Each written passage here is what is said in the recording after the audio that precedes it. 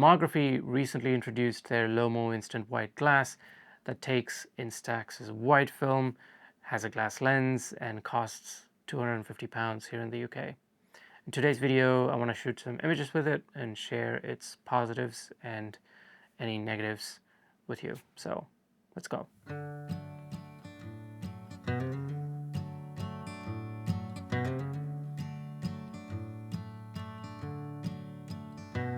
I could drive to California, live on the sand, find out exactly what it means to be a man. Before we jump in, Lomography did loan me this camera, but I will be sending it back. No money changed hands. They don't get to see the video before it goes out, and they did not have any input in the making of this video whatsoever.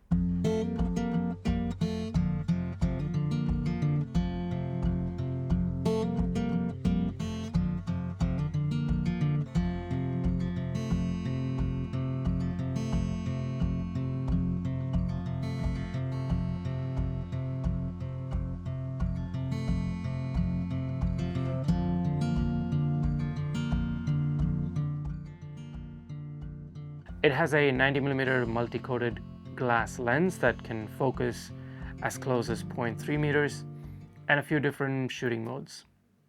A mode, which is fully automatic, and the camera chooses between f8 or f22, and shutter speeds between 8 seconds to 250th of a second. And then you have B mode, which is bulb mode, and your camera will choose or will allow you to use the shutter speed up to 30 seconds, and the aperture will be fixed at f8. There is f22 mode, which locks the aperture at f22, and it chooses the appropriate shutter speed in that range that I mentioned earlier. And then you have 1/30th mode, which again locks your aperture at f8 and locks your shutter speed at 30th of a second. And it lets you use external flash through the built-in PC sync port, where this sync speed is basically 30th of a second. In terms of focusing, the camera uses zone focus, and it's got 4 zones: 0.3 meters, 0.6 meters, 1 to 2 meters, and then 2 meters to infinity. The camera also has exposure compensation switch to have plus or minus 1 stop of compensation. So, I mean, it's not a fully manual camera, but with a combination of modes that it offers, there's some level of control to work well in different situations. And they do work well in most situations.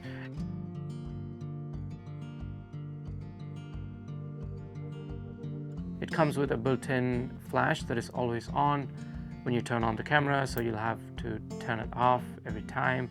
It has a multiple exposure switch, which makes taking multiple exposures quite easy, and a viewfinder which is really small, and it's to the one side of the camera, which for me is probably the least likable feature of this camera. It does have a tripod socket at the bottom. It's got 3 strap lugs, but one of them is tighter than the other 2, I don't know why. And the lens cap acts as a shutter release button and a self-timer button, as long as you don't lose it. There are also like a couple of attachments, like the splitzer attachments they call it, and flash gels, neither of which I got with my loaner unit, so I can't really comment on them, except that they're included if you buy them brand new, and they seem fun. It takes 4 AA batteries, which is great, and a CR2025 for the remote lens cap.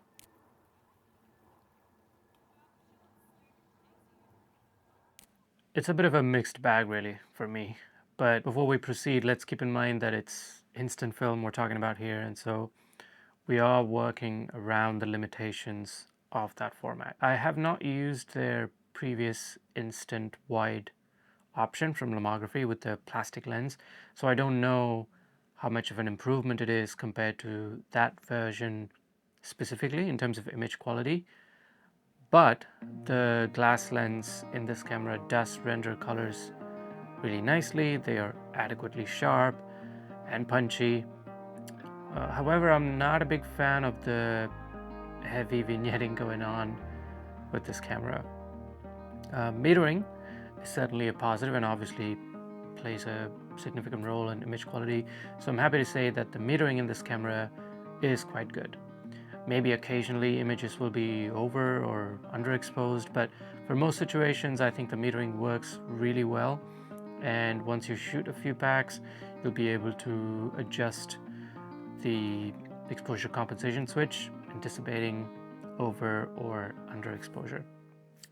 Also, to quickly talk about Fuji's Instax wide format and film, I think it provides a good value offering with normally when you buy a twin pack that has 20 sheets of images or film costing about £17 here. And I really appreciate the fact that Instax films compared to Polaroid films have a wider operating temperature range, especially for people like us living in colder climates half the year, which means you can shoot the film anywhere between, I want to say, 5 degrees Celsius to 40 degrees Celsius and still get good colors without major color cast.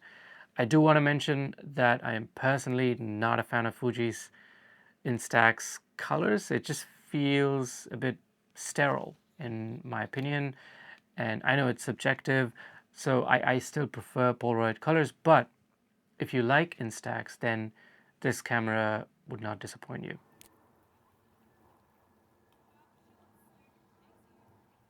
So let's start with the positives. Metering is pretty good. There is a tripod mount in the camera, so you can use it to mount on a tripod. There's lens cap, which has timer options and remote shutter options, which is good. And it has the weight of it is quite balanced despite it having a glass lens in the front. There is a helpful indicator that shows you when flashes on. The controls are intuitive. The zone focus changes on the lens have a satisfying click, and the lens has threads for any attachments in the front of your lens. The user experience, however, falls short in my opinion. The handling of this camera is quite awkward with no grip, and does require both hands. The viewfinder is small, it's off-centered, and it just doesn't inspire confidence in framing, and it often takes me out of the moment. I know wearing glasses certainly plays a role in this, but the viewfinder is just so small that even if I'm not wearing glasses, I don't imagine it being a fun experience. And having used Polaroid's SX70 and the i2 with better viewfinders compared to this, maybe my expectations are higher, but like I said, I think the viewfinder is still really, really small. Build quality on this thing feels definitely cheap for a 250-pound camera. Although this review unit may have been handled roughly. I don't know how many people used it before I did. The flash defaulting to on every time is frustrating. I wish it had a screen showing the shutter speed that the camera has chosen to determine if a tripod is needed. And it would also have been helpful to have over or underexposure indicators. I mean, I respect Lomography's contributions to film photography greatly, and I admire the fact that they continue to put out cameras for Fujifilm's Instax film with more controls than most of the Fujifilm Instax native cameras offer. And this one has glass lens with good metering, so it's a really good camera in terms of what it offers, but it definitely lost me with its handling flaws. It's just simply not for me.